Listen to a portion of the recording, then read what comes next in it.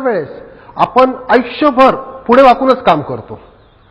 कारकून मंडळी पुढे वाकून काम करता, शिक्षक मंडळी पुढे वाकून काम करता, कॉम्प्युटर चालवणारे पुढे वाकून काम करता, पैसे मोजणारे अकाउंटंट पुढे वाकून काम करतात, बायका मंडळी तांदूळ निवडताना, गहू निवडताना, भाजी निवडताना, पोळ्या करताना, पोरांना आंघोळ वगैरे घालताना प्रत्येक वेळेस त्यांना पुढे वाकावं लागतं. हे पुढे वाकल्यामुळे दोन मणक्यांमधली जी चकती आहे ती मागच्या बाजूला सरकू शकते. त्याला स्लिप डिस्क असं म्हणतात. आणि ती मागच्या बाजूला सरकून आपल्या हाताच्या किंवा मानेच्या नसावर दाब आणून आपल्याला वेदना कळा चालू होतात. त्याचप्रमाणे आपला जो मणका आहे तो पुढच्या बाजूनी घासला जातो किंवा त्याला आम्ही झीज म्हणतो किंवा ऑस्टिओआर्थरायटिस म्हणतो. ह्या घासल्यामुळे जे हाडाचे कण तयार होतात ते सुद्धा नसांवर दाब आणू शकतात. त्याला आम्ही ऑस्टिओआर्थरायटिस म्हणतो. आता थंडी असताना आपण कसं स्वेटर घालतो, उन्हाळा असताना कपडे काढतो, म्हणजे एक्झॅक्टली आपण उलटा करतो. आता पुढे वाकल्यामुळे जर आपल्या मणक्याचा वाक जात असेल, चकती मागे सरकत असेल, स्लिप डिस्क होत असेल, झीज होत असेल तर आपल्याला एक्झॅक्टली त्याच्या उलटं करायचं आहे. आज आपल्याला मिसेस सोनर काही व्यायाम दाखवतील. हे व्यायाम मला सगळ्यांनी प्रॉमिस करायचे की प्रत्येकजण आपल्या घरी करेल, स्वतः करेल, आई वडील आजी आजोबा यांच्याकडनं आणि मुलांकडनं सुद्धा करून घ्याल तुम्ही. त्याच्यामुळे पुढे येणारे भविष्यात येणारे संकट तुमचे टळू शकतील. आता आपण पहिला प्रकार बघूया. मंडळी हो, पहिल्या प्रकारामध्ये आपल्याला जो कान आहे तो खांद्याच्या एका बाजूला लावायचा आहे. जितकं मान ताणून घेतील तेवढी ताणून घ्यायची आणि मागच्या बाजूला डोकं पाठीला घासत घासत घासत घासत ह्या खांद्यापर्यंत यायचंय.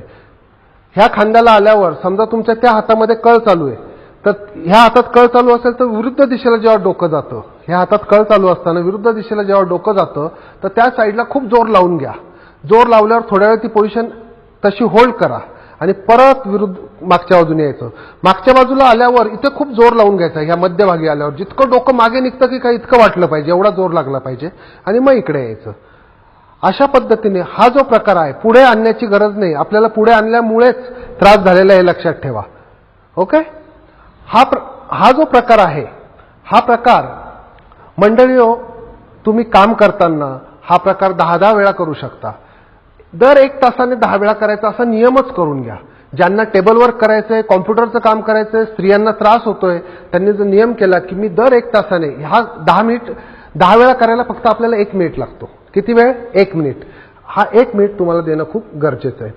आता जो दुसरा प्रकार आहे त्याच्यामध्ये आपली जी हाताची नस अडकलेली असते, समजा पतंगाची दोरी झाडात अडकली तर तुम्ही काय करता, टिचके देऊन पतंग तो मोकळा करता की ती दोरी जो मांजा आपला अडकलेला असतो त्याला आपण मोकळा करायचा प्रयत्न करतो.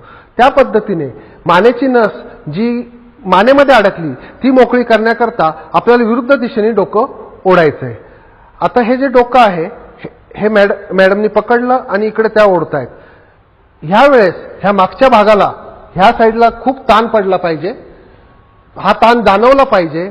हा ताण जाणवल्यानंतर थोड्या वेळ ती पोझिशन तशी ठेवायची मग विरुद्ध दिशेला करायचं. ह्या भागामध्ये तुम्हाला ताण जाणवलं पाहिजे. क्वचित वेळा हातामध्ये सुद्धा कळ जाणवते आणि ह्या भागात ताण आणि कळ जाणवल्या तरच तुम्हाला फायदा होतो हे लक्षात घ्या. आणि अशा वेळेस ही पोझिशन 10-20 सेकंद तुम्ही ओढून ठेवा. असं दोन्ही बाजूनी तुम्हाला 10 वेळेस करायचं आहे. मित्रांनो, हा व्यायाम देखील आपण दर 1 तासाने 10 वेळा करू शकतो. आता जो तिसरा प्रकार आहे, तिसऱ्या प्रकारामध्ये काही वेळेस आपली जी नसा असतात, काही जणांचे खांदे असे उतरते असतात आणि हे जे आपलं छिद्र असतं त्याच्यातनं ही नस अशी उतरती येते, त्याच्यामुळे ती कडेवर घासली जाते. जर खांदे आपले वर असतील तर ह्या छिद्रामधनं ही नस अशी येण्याच्या ऐवजी अशी येईल आणि ह्या कडेवर घासली जाणार नाही. म्हणून हा आपण आता नवीन खांद्याचा व्यायाम बघूया. मॅडम आपल्याला खांद्याचा व्यायाम करून दाखवतील. आता ह्या प्रकारामध्ये खांदे जितके वर जाऊ शकतील तेवढे वर तुम्हाला घ्यायचे. वरती गेल्यानंतर एक 10 ते 20 सेकंद ही पोझिशन होल्ड करायची आहे. 20 सेकंद होल्ड केल्यानंतर हळूहळू हळूहळू खांदे खाली सोडायचे आहेत. थोड्या वेळ विश्रांती घ्यायची. विश्रांती घेतल्यामुळे स्नायू थकत नाही आणि परत हे खांदे वर करायचे. परत वर केल्यावर थोड्या वेळ ठेवायचे. स्त्रियांकरता हे खांद्याची जेव्हा लेवल वर होते त्यावेळेस त्यांची पर्सनॅलिटी स्त्रियांची असू द्या किंवा पुरुषांची असू द्या अतिशय चांगली दिसायला लागते. खांदेवर असल्याचा तो एक ॲडिशनल फायदा आहे. प्लस आपल्याला हातामध्ये ज्या मुंग्या आणि कळा हातामध्ये चालल्या आहेत त्याला सुद्धा फायदा होतो. मित्रांनो, त्याच वेळेस आपण जर बघूया की पाठीच्या मागच्या भागामध्ये ह्या पॉइंटला काही जणांना खूप त्रास होतो. म्हणजे स्पॉन्डिलोसिसमध्ये ही शीर दुखू शकते, हातामध्ये कळा किंवा मुंग्या जाऊ शकतात. त्याच्याशिवाय पाठीच्या एका बाजूला वरच्या भागात ह्या पॉइंटला दुखण्याचं प्रमाण खूप असतं. तर ह्या पॉइंटच्या दुखण्याकरता आपण एक प्रकार बघूया.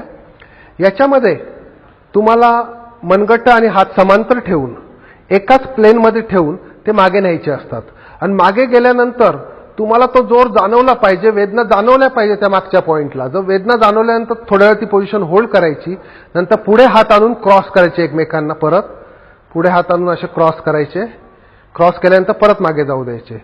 हात वर वेडे वाकडे गेले नाही पाहिजे. मागे गेल्यावर वेदना तुम्हाला जाणवल्या पाहिजे, त्रास जाणवला पाहिजे, तरच तुम्हाला ह्या व्यायामाचा फायदा होतोय.